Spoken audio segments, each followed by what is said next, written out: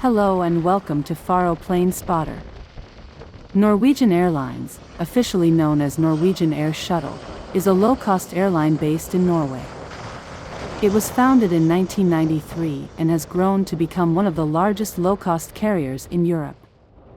According to planespotters.net, and at the time of the recording this excellent video, Norwegian had a fleet of 132 planes, 84 Boeing 737, 45 de Havilland Canada DHC-8 and 3 Embraer E2. And since their planes resemble lipsticks, we can say that they paint the lips of more than 85 destinations in Europe and Scandinavia.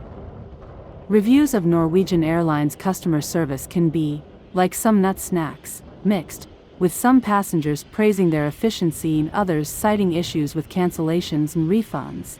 If you think women are hard to please, try having customers.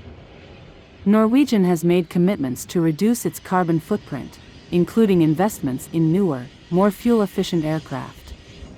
Please subscribe to the channel or leave a like. It will help our little channel a lot. Be kind and generous and always keep your eyes on the sky, unless you're crossing the street, of course.